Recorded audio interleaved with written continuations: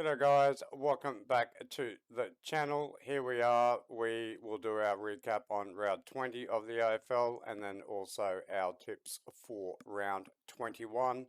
Another disgusting round for tippers all over the world. So many upsets, the top three teams lost in upsets, and also a couple of good wins by other teams. So let's go through that. But before we do that, make sure if you like the video to like and subscribe. And also I'll be doing Flash Crow's tips as usual. So make sure you go over and show him some love. So we had a big upset on the Friday night. I think it was Friday night. Where Collingwood went down to Carlton. Carlton were absolutely on fire. They pressured the Pies into submission. I got the 26 points, I think, nearly. Ooh, 90, oh no, a little bit off, but 20, what's that, 17 points. So, yeah, Carlton actually played really well. They've been playing well for the last 6 weeks, which is good for Vossi.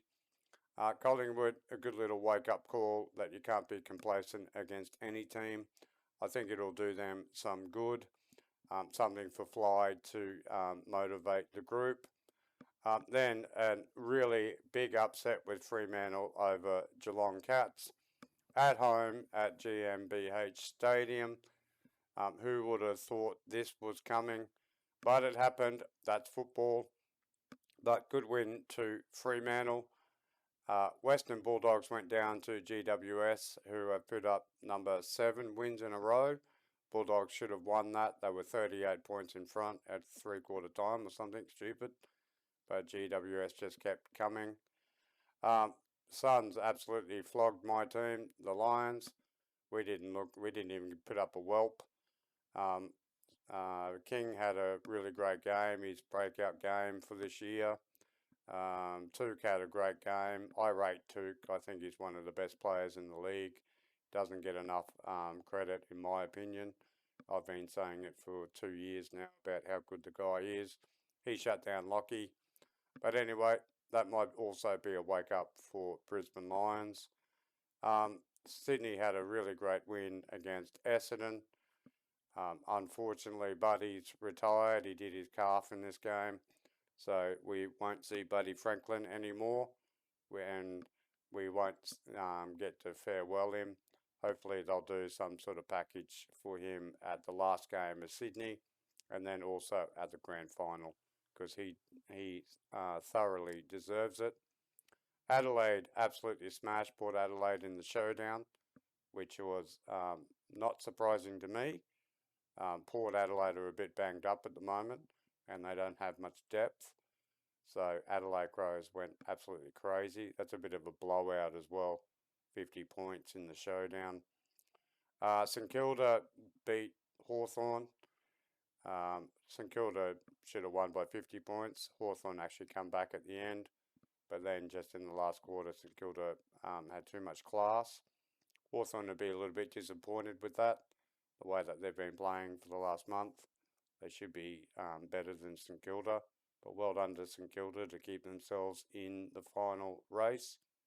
And then Melbourne beat Richmond. Richmond played really well till three-quarter time, and then the power of the Melbourne midfield really took over. Petty kicked 6. Melchin popped up for a couple. Cozzy had a really good game. I still haven't worked out Melbourne. I rate Melbourne. They're a tough team, particularly Viney and Petrarca. They've got a really good back line. I think they've moved into probably the second best team of the league. Gawn had an absolute amazing game for a ruckman. But is that going to get them through finals or in the final games? I think it could. And if they can keep getting this goal kicking sorted out, Melbourne are a super threat to all the top 8. And then we had the Battle of the Bums, and West Coast Eagles got over by, 5 points, by less than a kick. North Melbourne should have won that. West Coast Eagles kicked it round for the last 2 minutes and North Melbourne didn't man up. They were all over them coming home, and then all of a sudden they fell asleep. So anyway, that's what happened last week. So I got 4. I'm not too sure how many Flash got. I'll stick that under his photo. The ladder's still exactly the same. We've got Collingwood, who is now 2 games in front of Port. Lions are 1 game behind Port. Melbourne have caught up to the Lions. It's only percentage that's keeping them out of third. St Kilda hold their position. Look like they're going to play finals this year. GWS has really surprised everyone in the last 8 weeks, and they've pushed into 6. Carlton have pushed back in. Probably the form team at the moment, Carlton, going really well. Western Bulldogs are just teetering on the edge with what have they got? They've got 3 teams on the same points right behind them. So they've got to be 1, 2, 3, 3 teams right behind them. So big game for Bulldogs this week. I think over the next 4 weeks, we're going to see like almost pre-elimination finals each game that these teams play each other because it's so tight.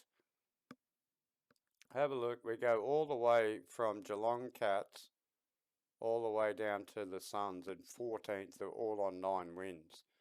So if any of these teams can put together a good 4 weeks, a good month, they've got a chance to knock the door open and maybe get into 8th or get into 7th. And they'd be hoping that Bulldogs or Giants or Carlton might fall over. So very important games coming up. Giants, Carlton, Bulldogs just have to keep winning. St Kilda has to keep winning. They can't take their foot off the gas. Really great season. All right, so that's our ladder. That's what happened last week. Let's go and have a look at round 21. And we've got Bulldogs against Richmond at Marvel Stadium.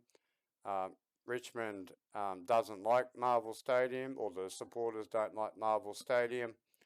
I don't rate the Bulldogs. I actually think that if Dusty and Bolton can play well, they're going to give them a run. Bulldogs have lost, who was the guy, Bruce, I think his name is, who did his knee again. The opposite knee, which is bad luck for him. Might be the end of his career. Again, underperforming Bulldogs. They got Tim English, the best ruckman. They've got the best midfielders. They've got Liberatore. They've got Bontempelli. But they just don't defend. And we know how good Richmond are at attacking. So warning game here for Bulldogs off the bat. I'm actually going to go Richmond. I think they're actually playing not too bad. So let's go Richmond, but in a close one. Let's go to 13 points. Then we go on the Saturday, we go to the Dons against the Eagles. You just can't go against. Last week was the only game that they could possibly win against North. So Essendon should just beat the Eagles. Where's Essendon? 13th. It's a must-win game for Essendon. If they drop that one to the Eagles, that's going to be a massive nightmare for Essendon, who were in the 8 only a couple of weeks ago. Now they're at 13. Adelaide at home against the Suns. The Suns looked really good against the Lions last week. They did everything they needed to do to disrupt us, but I just can't see Adelaide losing at home, especially the way that they played in the showdown. If they bring that sort of ferocity, the Suns will get blown away. Hawks against Collingwood. Hawks have no chance, but you never know. But Collingwood should beat the Hawks at the MCG. Now, this is a warning game for both teams. So Geelong Cats at home should win this, but Port plucky. So they've been playing well all year, They're banged up.